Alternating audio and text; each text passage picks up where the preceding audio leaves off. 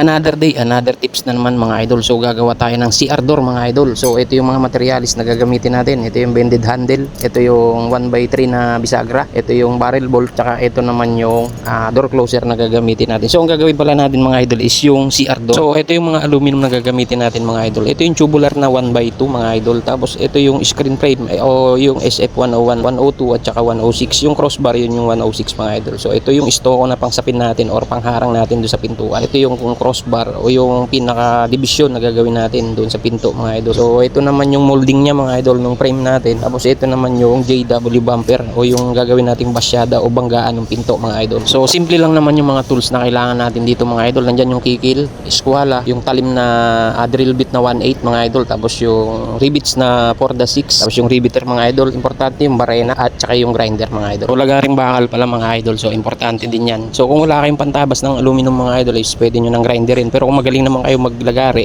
pwede namang lagari mga idol. Kasi ako meron akong pantabas. So kapag nag-assemble pala ako nito mga idol, is inuuna ko munang assemblein yung hamba para makuha natin yung sukat ng pintuan doon sa loob ng hamba mga idol. So base dyan sa sukat na gagawin natin mga idol. So yung naka 45 pala dyan sa hamba natin mga idol is yung taas lang. Yung baba kasi niya nakatumbok na sa flooring yan mga idol. Kaya nakadiretso na lang yung tabas yan mga idol. So wala na tayong tubular sa baba mga idol. So kailangan nyo rin pala dito ng bracket na 1/8 by 1x1 na angular mga idol. So ayun mga idol, babrakitan muna natin tapos para mabuo natin yung gagawin nating hamba mga idol, yung 1x2 na tubular mga idol. At ito na nga mga idol, halos matatapos na natin yung pag-assemble dito sa gagawin nating hamba o yung tubular niya mga idol. So susukatan na lang natin yung loob niyan para makuha natin yung height at saka yung width ng bubuuin natin na frame ng CR door mga idol. So ayun mga idol, pino 45 na lang natin. So natabas na natin yung pinaka frame ng ating CR door mga idol. So tatabasin ko na rin ibang materials. So ito pala yung JW bumper yung gagamitin nating banggaan ng pinto. So ganyan mga idol, pino 45 ko yan para match doon sa pintuan at saka doon sa hamba mga idol. So yan yung magiging banggaan ng ating door. So ito na mga idol, bali babrakitan na lang natin ito. So ito yung angular bracket natin mga idol. So double bracket natin ito mga idol para matigas yung kanyang mga corner. So doon pala sa mga mahihilig mag DIY, so pwede nyo itong subukan mga idol kung gusto nyong palitan yung CR door ninyo. So tapos wala kayong pampagawa kasi mahal. So kahit kayo mismo mga idol is kayang-kaya nyong gawin ito mga idol. Napaka basic lang nito sa inyo, basta may tools lang kayo mga idol. So disclaimer lang ulit tayo mga idol, ito palang video na ito is para doon sa mga nagre-request na mahihilig mag DIY. Pwede nyo subukan ito mga idol. Kung kayo naman is marunong na sa ganitong trabaho mga idol, baka hindi para sa inyo ang video na ito mga idol. So paki-share na lang at saka pa-follow na lang ako mga idol para lagi kayong updated kung ano yung mga ina-upload natin mga idol, lalong-lalo na doon sa mahihilig mag-ting-ting, mag-DIY mga idol. So ilalagay ko pala ang mga materialis na ginagamit natin dito mga idol para hindi na kayo mahirapan. So kapag binili niyo yung materialis, so ilalagay ko yan sa comment section mga idol, yung kompletong materialis para makapag-assemble ka ng isang CR door mga idol. So sundan nyo lang yung ginagawa ko mga idol. Kung nalilito pa rin kayo o hindi nyo pa kabisado talaga, so balikan nyo lang yung video mga idol, sundan nyo lang yung ginagawa ko dito. So ito naman yung gagamitin nating crossbar para dito sa gitna mga idol, yung pinaka partition ng ating pinto mga idol. So may screw hole yan, so in-screw ko na lang yan, hindi ko na niribits yan mga idol.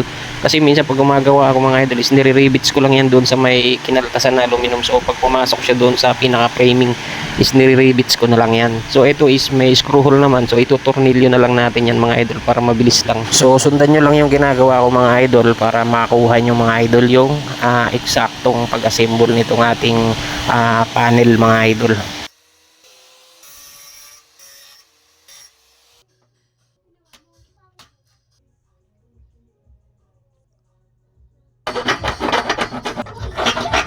So sa pag-assemble pala ng ganitong pintuan mga idol is may iba-iba ding paraan. So meron ding depende yan sa tao na gumagawa mga idol. Kung doon siya nasanay sa ganong diskarte at ako is hindi. So magkaiba kami ng diskarte o style ng paggawa mga idol. So ayun mga idol.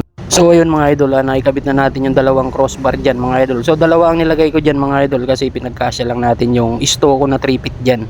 So diniskartehan ko na lang yan para magkasya lang yung 3-pit na i-stoko mga idols. Pero kung may 4-pit kayo na stoko is pwede namang isa lang, hatiin nyo na lang sa gitna mga idol. So ang pagtatabas naman ng stoko mga idol is madali lang naman yan. Cutter blade lang yung pinangtatabas ko dyan mga idol, tapos pupunitin ko lang yan. So bago ko pala isalpak yung natabas natin na stoko is pinutol ko muna yung molding ng panel mga idol. So itong binil na ito mga idol, yung binil number 2 naman yung gagawin nating pangkahigpit doon sa stoko natin dahil yung stoko nga is manipis lang. So gagamitan natin ng rubber o yung yung vinyl number 2 para isiksik natin doon sa loob ng molding mga idol. So panoorin nyo lang mga idol yung proseso natin kung paano natin ginagawa. Ikakabit din natin ito mamaya mga idol. So stay tuned lang kayo mga idol hanggang sa dulo para makita nyo.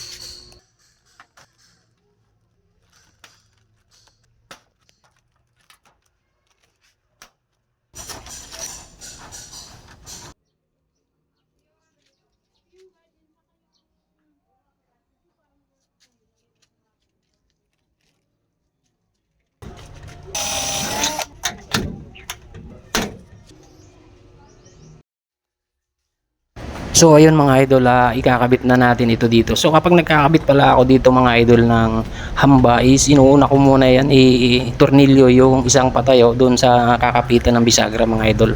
Sa huli ko na tinutornilyo yung kabilang side para makikita mo yung pit ng hamba at saka yung pinto mga idol. So ganyan mga idol, hindi ko muna itutornilyo yung kabilang side. So ayun mga idol, tingnan nyo para may makuha kayong idea mga idol. So isasara ko muna yan, tsaka ko kukunin yung pit ng pinto dun sa hamba, tsaka ko itutornilyo yan para walang siwang mga idol, hindi malayo yung hamba doon sa clearance ng pinto mga idol. So ayun mga idol, ilalagay na rin natin yung banggaan, yung pinaka basyada ng ating hamba mga idol. So ayun mga idol, tapos na rin tayo na ikabit na natin yan. So isisilant na lang natin yung paikot nyan mga idol doon sa stoko. Bali lalagyan natin ng sealant pa yan, paikot labas at saka loob mga idol para hindi lumitaw yung rubber na inilagay natin mga idol. So ayan na mga idol, yung pagkakabit naman ng door closer mga idol is napaka basic na lang yan sa inyo mga idol kapag kayo nang nagkabit mga idol. At ito na mga idol, bali natapos na natin i-install yan. So ayan mga idol yung itsura nung ginawa nating CR door. So napakamura lang nito mga idol kung kayo ang gagawa. Napakamura lang kasi ang materialis nito is hindi pa abot ng 2,000 mga idol. So ayun, kayo na lang ang mag-fabricate mga idol kung gusto nyo ng ganitong pintuan mga idol. So hanggang dito na lang itong video na ito mga idol. So maraming salamat pala sa panonood at sana tinapos nyo yung video mga idol, pa-share na lang, pa-follow at saka pa-comment.